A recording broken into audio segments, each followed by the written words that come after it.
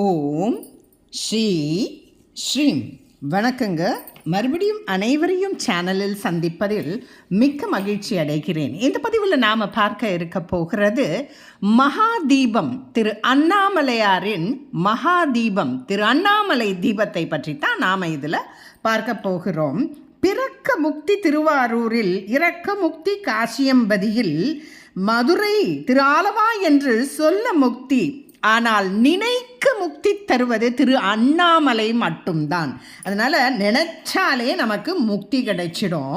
அதே மாதிரி பஞ்சசிவஸ்தலங்கள் அப்படின்னு சொல்லிட்டு பஞ்சபூத ஸ்தலங்கள், நீர், நெருப்பு, காற்று, ஆகாயம், பூமி போன்ற ஸ்தலங்கள் உண்டு. நீர் என்பது திருவானைக்காவலும், காற்று ஸ்ரீகாளஹஸ்தியும், ஆகாயம் சிதம்பரமாகவும், பூமி காஞ்சிபுரமாகவும், நெருப்பு என்கின்ற அக்னிஸ்தலம் திரு அண்ணாமலையாகவும், நமக்கு திரு அண்ணாமலையார் மலை வடிவிலே யுகங்களாக காட்சி தருகிறார். இது ஒரு மீள் பதிவு நம்ம ஏற்கனவே பார்த்துருக்கிறோம். அந்த 10 நாள் 15 நாள் உற்சவத்தில் முத்தாய்ப்பாக 10ஆம் நாள் நமக்கு மலை மீது ஏற்றப்படுகின்ற திரு அண்ணாமலையாரின் ஜோதி தரிசனம்காக காத்து கொண்டிருப்பவர்கள் தேவர்கள், ரிஷிகள், முனிகள், மூமுட்சுகள், சித்தர்கள், ஞானிகள், யோகியர்கள் மட்டுமல்ல, நம் போன்ற மனிதர்கள் மட்டுமல்ல, எளிய ஜீவ எறும்பு கூட அங்கு இருக்கும். அந்த ஒரு நொடிக்காக தவம் கிடந்து காத்து கொண்டிருக்கிறார்கள் அத்தனை பேரும். மானிடராய் பிறப்பதற்கு நல்ல புண்ணியம் செஞ்சிருக்க வேண்டும். அதிலும் புண்ணியம் என்னன்னா, நம்ம தீப தரிசனம் காண்பது ரொம்ப ரொம்ப ரொம்ப ரொம்ப புண்ணியமான ஒரு விஷயம். அதே மாதிரி பார்த்தீங்கன்னா, உங்களுக்கு இதையொட்டி ஒரு சிறிய புராண நிகழ்வு. அடியேன் குருநாதர் இதை பார்த்தீங்கன்னா கடல் போல் சமுத்திரம் போல் கொட்டி கொட்டி கொடுத்துருக்கிறார். இதோ அடியேன் குருநாதர். ஆனால் அது எல்லாமே இந்த சிட்டுக்குருவி மூளைக்குள்ளே அடங்கலை. சின்ன சின்ன விஷயங்களை மட்டுமே அடியேன் பகிர்ந்து கொள்ள விரும்புகிறேன். புராண நிகழ்வு. பிரம்ம பகவானும் விஷ்ணு பகவானும் இடையே ஒரு சின்ன போட்டி, யார் பெரியவர் என்று. அதில் பிரம்மதேவருக்கு செருக்கு அதிகமாக ஆகிவிட்டது. உடனே சிவபெருமான்கிட்ட போய் கேட்டோன்னே, என்னுடைய அடியையும் முடியையும் யார் காண்கிறீர்களோ அவர்களே பெரியவர் அப்படின்னு சொல்லி உங்களுக்கு சொல்றாரு சிவபெருமான். அப்போ விஷ்ணு பகவான் அடியை தேடிக்கொண்டு பூமிக்கு அடியில் செல்கிறார். பிரம்மதேவன் ஒரு பட்சி, அன்னபட்சி வாகனமாக சிவபெருமானின் முடியை தேடி ஆகாயத்தை நோக்கி பறந்து சென்று கொண்டிருக்கிறார். வெகு நாட்கள் ஆகிறது, பல வருடங்கள், யுகங்கள் கூட ஆகிறதுன்னு சொல்லப்பட்டிருக்குங்க. நம்ம புராணத்தில் இதெல்லாம் இருக்குது. அப்போது பெருமாள் விஷ்ணு பகவான் தன்னுடைய தோல்வியை ஒப்புக்கொள்கிறார். இல்லை, இதற்கு மேல் தன்னால் இயலாது என்று அவள் திரும்பி வந்து விடுகிறார். ஆனால் பிரம்மதேவன் மேலே மேலே பறந்து போக போக வழியிலே தாழம்பூ கீழே இறங்கி வருகிறது. அதை காண்கிறார். தாழம்பூவை கேட்கிறாய், நீ எங்கிருந்து வருகிறாய் என்று. தாழம்பூ, நான் சிவபெருமானின் ஜடாமுடியில் கங்கை நீரில் தலையை சூடிக்கொண்டிருக்கிற ஜடாமுடியில் இருந்து கீழே விழுந்து வருகிறேன் என்று சொல்லவ, உடனே பிரம்மதேவன், எனக்கு நீ ஒரு பொய் சாட்சி சொல்ல வேண்டும். நான் சிவபெருமானின் திருமுடியை கண்டேன் என்று சொல்ல வேண்டும் என்று கூறி அது கீழே இறங்கி வருகிறார். யாரு? தாழம்பூவுடன் பிரம்மதேவர் வருகிறார். விஷ்ணு பகவான் தன்னுடைய தோல்வியை ஒப்புக்கொள்கிறார். தன்னால் சிவபெருமானின் அடியை காண முடியவில்லை என்கிறார். பிரம்மதேவன் செருக்குற்று தான் கண்டதாக பொய்யுரைக்கிறார். அதனால் பிரம்மதேவனுக்கு எங்குமே கோயில் கிடையாது என்பது சிவபெருமானின் கட்டளையாக வந்துவிடுகிறது.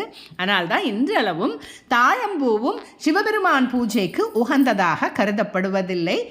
விஷ்ணு பகவானுக்கு நிறைய கோயில்கள் உண்டு, பிரம்மதேவருக்கு கோயில்கள் கிடையாது.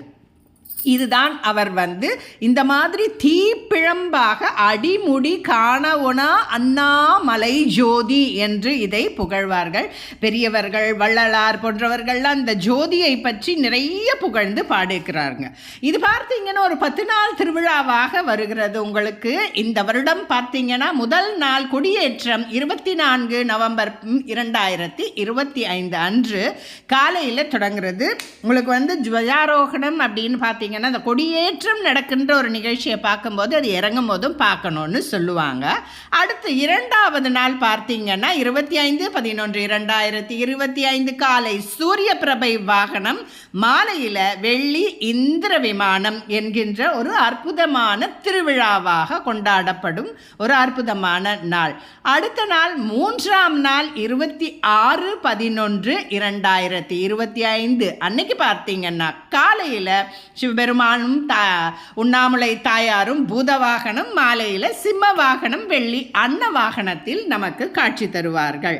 அதற்கப்புறம் 4ஆம் நாள் 27/11/2025 காலையில் நாக வாகனம், இரவு வெள்ளி காமதேனு வாகனம், கற்பவருஷ வாகனத்தில் நமக்கு அண்ணாமலையாரும் உண்ணாமுலை அம்பிகையும் காட்சி தருவாங்க. 5ஆம் நாள் 28/11/2025 காலை கண்ணாடி ரிஷப வாகனம், மாலை இரவு வெள்ளி பெரிய ரிஷப வாகனம். 6ஆம் நாள் 29/11/2025 காலை வெள்ளி யானை வாகனம், 63 நாயன்மார்கள் வீதி விழா, குழந்தைகள் எல்லாம் ஸ்கூலில் இருக்கிற குழந்தையெல்லாம் அழகாக தூக்கிட்டு போகும். இரவு வெள்ளி ரதம், தேர் அன்னைக்கு, வெள்ளி தேர், வெள்ளி விமானங்கள் அன்னைக்கு. அடுத்து 7ஆம் நாள் திருவிழா காலையில் 30/11/25 அன்னைக்கு பார்த்தீங்கன்னா மகாரதங்கள், மரத்தேர்னு சொல்லுவாங்க. அன்னைக்கு எல்லாம் தேரோட்டம் ரொம்ப சிறப்பாக பிரம்மாண்டமாக நடக்கும், ஒரே குதூகலமாக இருக்கும். 8ஆம் நாள் திருவிழா 1/12 டிசம்பர் மாதம் 2025 காலை குதிரை வாகனம், இரவு பிட்சாடனர் உற்சவம், பஞ்சமூர்த்திகள் குதிரை வாகனம்.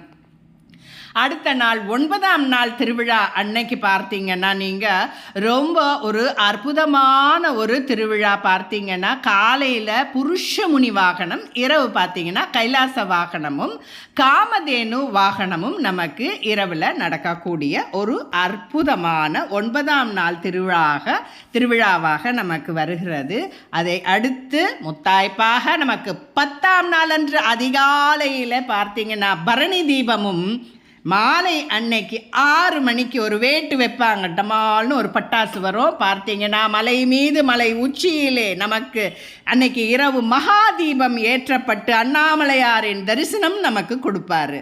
முதல் நாள் பார்த்தீங்கன்னா அண்ணாமலையார் தீபம்னும், 2வது நாள் தீபத்தை விஷ்ணு தீபம்னு சொல்லுவாங்க, 3ஆம் நாள் பிரம்ம தீபம்னு சொல்லுவாங்க, 4ஆம் நாள் சண்டிகேஸ்வரர் தீபம் என்றும், 5ஆம் நாள் ஆஞ்சநேயர் தீபம் என்றும் ஒவ்வொரு நாளுக்கும் சொல்லுவாங்க. இதற்கு பார்த்தீங்கன்னாக்கா ஒரு பர்வதவள குலத்தினர் தான் உங்களுக்கு இது ஒரு வரம் மாதிரி வாங்கிட்டு, இதெல்லாம் ஒரு மீள்பதிவு, இதனுடைய விரிவான விளக்கங்கள் பழைய பதிவில் இருக்குது.